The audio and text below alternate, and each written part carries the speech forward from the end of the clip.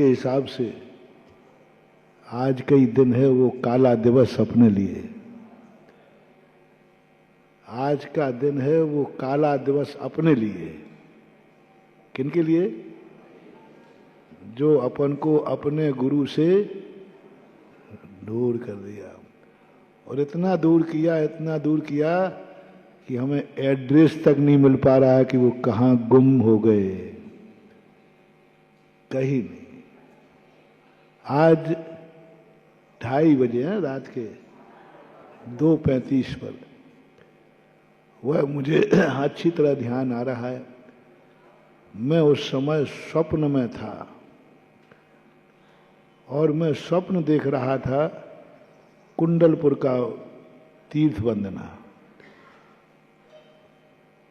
वो ही समय था तो कुंडलपुर का जो हम आचार्य श्री के चरणों की वंदना की थी ना, उस रात्रि में उसी समय मेरे स्वप्न में वही दृश्य आ रहा था। मैं कुंडलपुर में प्रवेश कर रहा हूं, आचार्य श्री सामने बैठे हैं, पूरा संघ सामने बैठा है और मैं आचार्य श्री के चरण पकड़ करके मेरी अश्रुधारा बह रही है।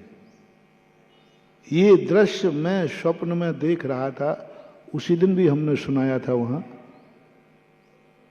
और ये दृश्य देखते ही 2:35 के लगभग 2:35-40, यही कमल ठुकराई वाला है राजस्थान का, इसने जोर से गेट खटखटाया मेरे के बाहर। महाराज जी, महाराज जी, महाराज जी। एकदम मैं उठ गया। मैंने कहा क्यों? वो चिल्लाया जा रहा था, महाराज जी के बाल खोलो। आचार्य श्री चले गए।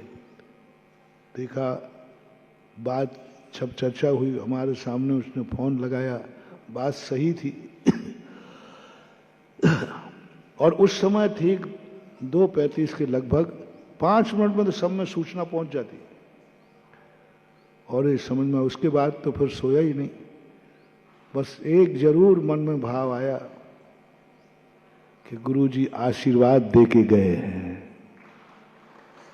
क्योंकि स्वप्न में वही चीज आती है, स्वप्न में वही चीज दिखाती है प्रकृति जो तुमने कभी देखा हो।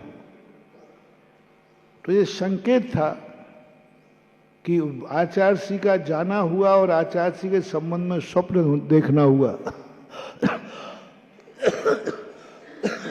तो मुझे ऐसा लगा जैसे आचार्य श्री आशीर्वाद दे करके चले।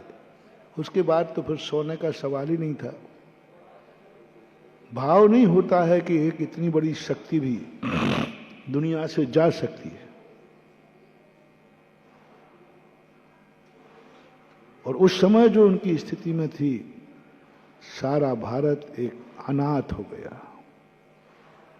उसी बात को मैं अभी बताना चाह रहा था।